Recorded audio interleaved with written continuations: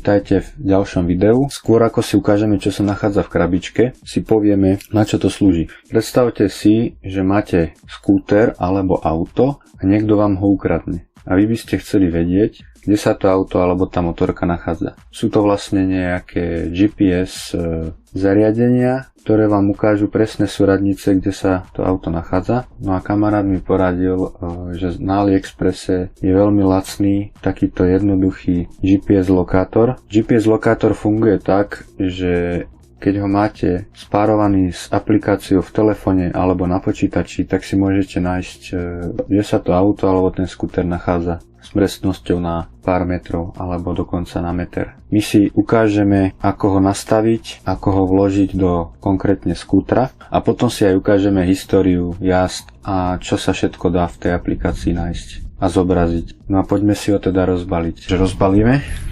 krabičku.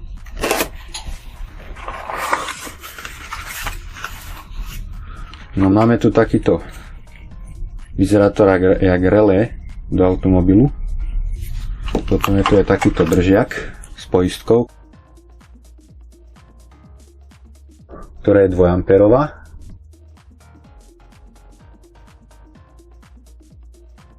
No a chcel by som otestovať, koľko bere vlastne prúdu takýto GPS lokátor, aby sa nestalo to, že nám vybije akumulátor v tom skútri, ktorý je maličký, ktorý má 12 V 3 Ah. Čiže máme GPS-ko, držiak s poistkou, manuál, ktorý je v angličtine. Takže je tu krok za krokom, ako si takýto GPS lokátor nainštalovať. Ešte pre zaujímavosť, je tu aj vlastne výkonové relé, ktoré môžete na diaľku cez aplikáciu zapínať a vypínať. Čiže keď to pripojíte na palivové čerpadlo, tak v prípade alarmu môžete vypnúť vlastne palivové čerpadlo a tým pádom auto zastaviť. Takže skúsme si to otvoriť.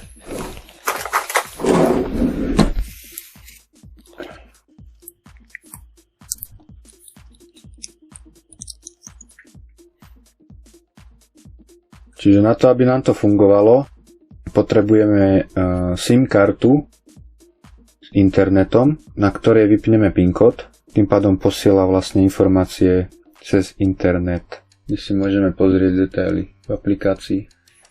Ešte takto ilustračne ukážem na túto kameru. SIM kartu, ktorú som mal doma, je bohužiaľ v takomto formáte. A dostať to do tohto, čo je vlastne slot na nano SIM kartu, bude problém, ale nie až taký. Čiže my si z tejto SIM karty spravíme menšiu, aby sa sem vošla. Takže poďme na to.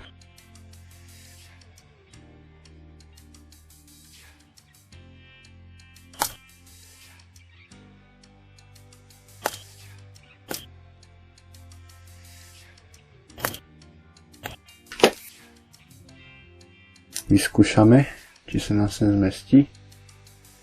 No a keď nie, tak ju ešte obrúsime.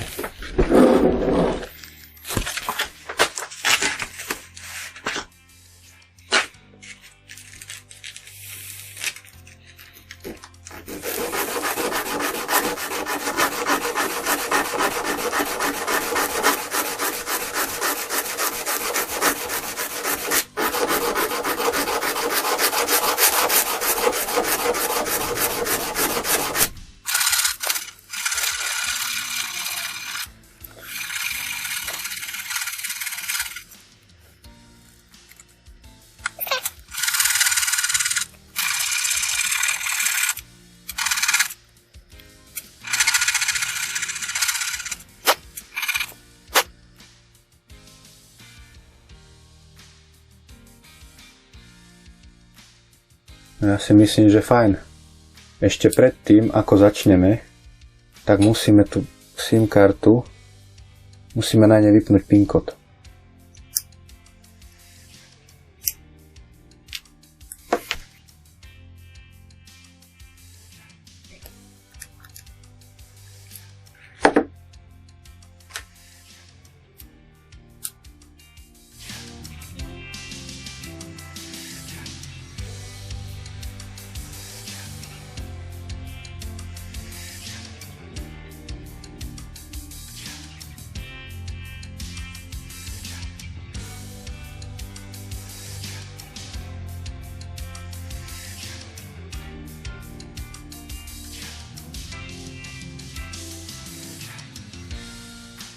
Čiže dáme vypnúť.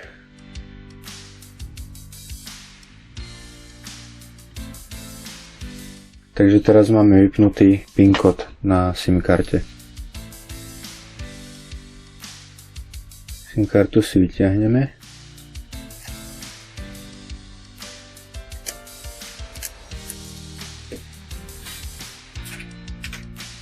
Tak na SIM karte sme si vypli PIN kód a teraz ju skúsime vložiť do GPS lokátora.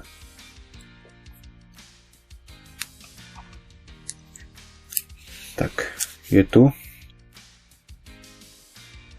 Vidno, že sa rozsvietili dve LED diody, modrá a zelená. Takže podľa manuálu sa to vlastne pripája na napätie z batérie. No a tu je nejaký zoznam povelov, ktoré vlastne môžeme robiť, nastavovať aj cez telefón. Takže toto si môžeme zavrieť.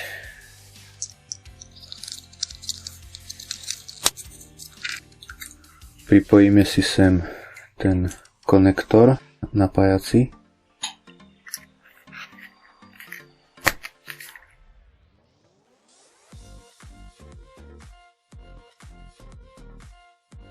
Takže poďme si zmerať, koľko toto GPS-ko odoberá prúdu.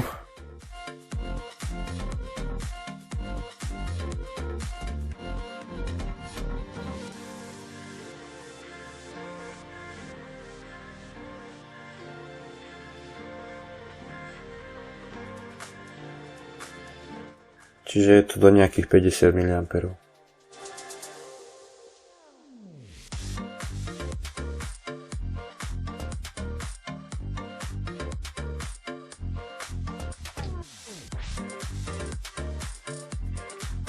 Teraz je kľudový stav.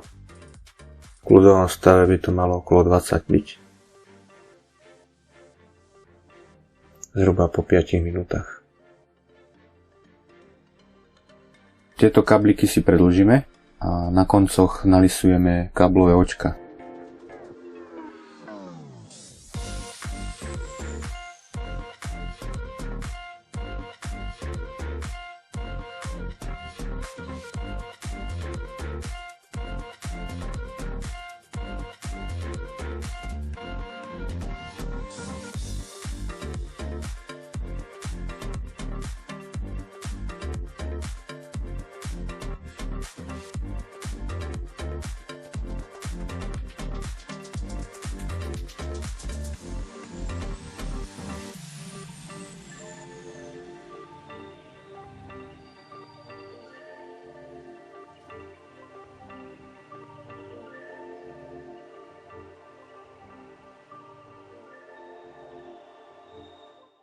Takže máme to pripravené.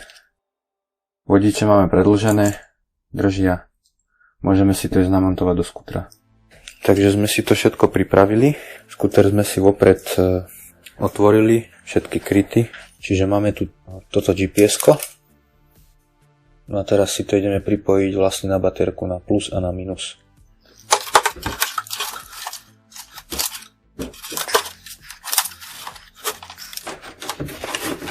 Čiže pripojíme si najskôr minus.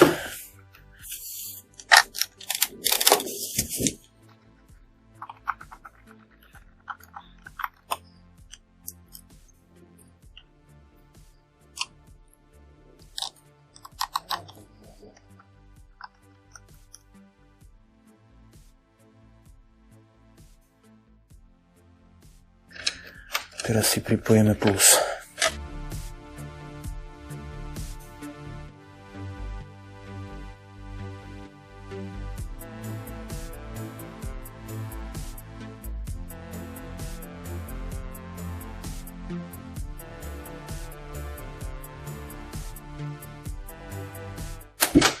No.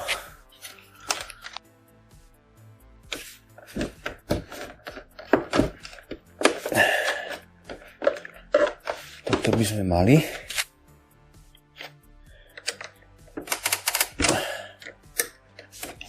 Môžeme si aj kryť.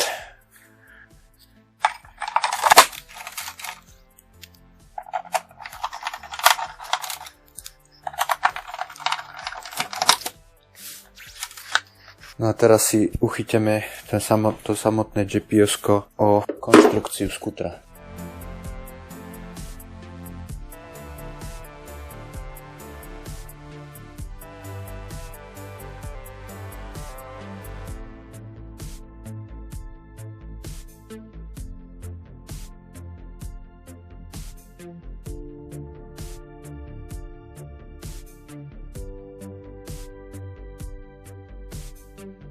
Tak poďme si teda pozrieť, ako to vyzerá v aplikácii. Čiže nainštalovali sme si Yantrack.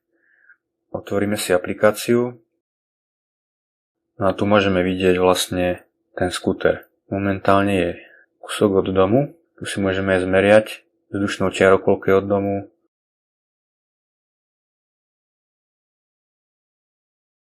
Ďalej tu môžeme si zmeniť mapu na satelitnú. Tuto na tej základnej lište máme ukázané status, že momentálne v pohybe. Ďalej GPS-ko pripojené, GSM signál je silný. Ďalej napätie na batérii, momentálne 15 V, čiže keď sa dobíja. Čas a dátum 5. apríla, čas 14:19, momentálna rýchlosť 24 km za hodinu, smer na sever a adresa. Ďalej keď si na to klikneme na viac, môžeme si nájsť históriu. A tu si môžeme nájsť, povedzme, za 2. apríla. Tlačíme play a tu nám vykresluje, kadiaľ sa skúter pohyboval. Môžeme si to aj zrýchliť. Dáme pauzu. Tu si môžeme pozrieť takisto status, pohyb, čas, rýchlosť, smer a koľko kilometrov to nameralo. Môžeme si približiť, vzdialiť. Môžeme si to poposúvať.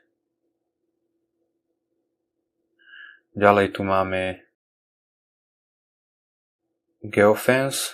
To je vlastne ohraničenie, ktoré keď prekročíme, tak nás to upozorní, či už schádzame doň alebo z neho. Takže tu máme nastavené doma. To je v okruhu 300 metrov. Pred chvíľou nám pípla správa, že skúter vlastne vošiel do tohto priestoru ochranného. Keď máme nastavené aj číslo telefónne, tak nám príde aj SMS správa.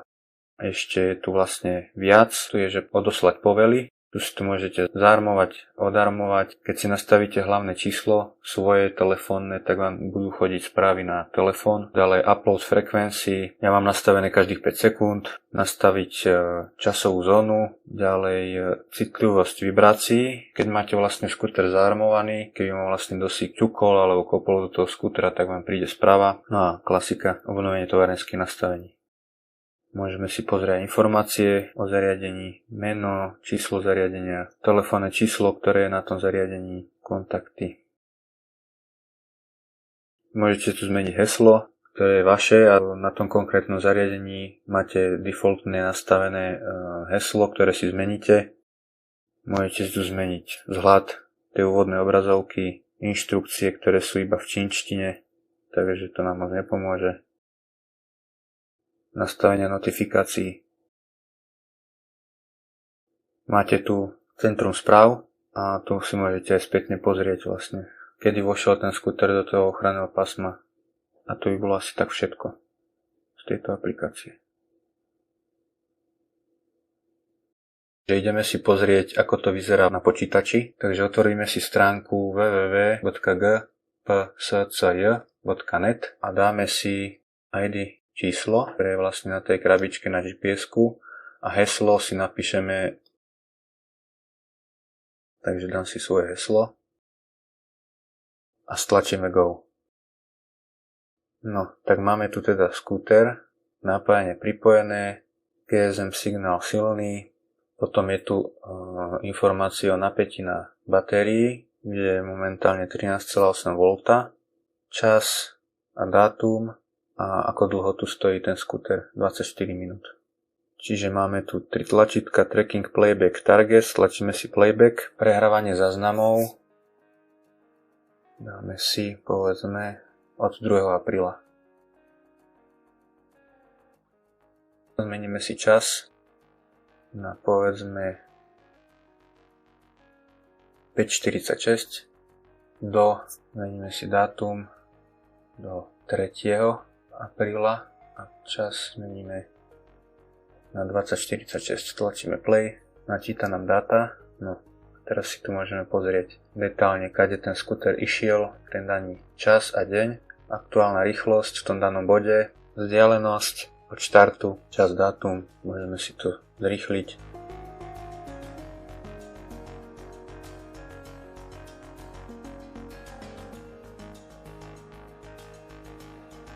Tie pečka, to sú vlastne parkovanie, keď sme vypli motor. Tu si môžeme stlačiť pauzu a potom zase znova nám to ide. Dobre, tak toto bolo prehrávanie. Ďalej si ukážeme, čo tu je. Je tu vlastne info o cieli. Môžeme si zmeniť ikonu, telefónne číslo na karte, aké je v tom GPS navigátore. Môžeme si tam nastaviť aj iné kontakty, na ktoré chceme, aby nám chodili notifikácie. Si zavrieme. Môžeme si tu zmeniť aj mapu.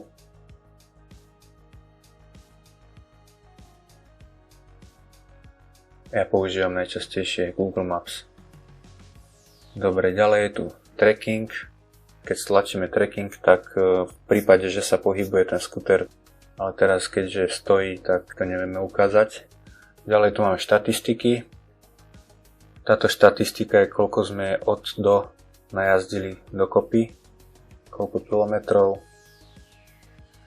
Čiže od 1. apríla do 4. apríla sme najazdili 147,6. Ďalej tu máme report kilometrov.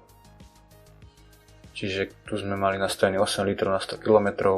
Spotreba paliva. Skúter má menšiu, okolo 3, čiže nastavili sme si 3 na 100 km. Ďalej dáme dátum od do, tlačíme vyhľadať a vieme presne v ktoré dni koľko sme najazdili, koľko alarmov, prekročených rýchlostí, koľkokrát sme stáli a zhruba koľko sme spálili paliva v tom danom dni. Ďalej tu máme detaily o prekročených rýchlostiach, tu si môžeme nájsť súradnice, kde a koľko hodín sme stáli, koľko minút. Klikneme na Resolve, tak nám ukáže adresu. A ďalšie ostatné štatistiky sú o alarmoch, tak ako som spomínal, to je ten vyhradený priestor. No a tu vidieť presne, že kedy sme prišli a odišli z toho vyhradeného miesta, tu si ju môžeme pozrieť aj na mape.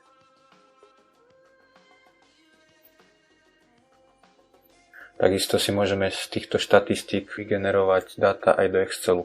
Ďalej je tu zmena hesla. Tu je ešte vlastne dohromady, koľko sme najazdili v kilometroch od namontovania, čiže je to 199 km. Informácie o alarmoch, kde si môžeme, keď máme na počítači zakliknutý aj zvuk, tak v prípade alarmu nám to bude aj signalizovať zvukovým tónom. To je asi všetko, tak si to vypneme. No a dúfam, že sa vám video páčilo. Ak áno, dajte like, poprípade zdieľajte toto video. Nezabudnite dať odber a vidíme sa v ďalšom videu. Ďakujem.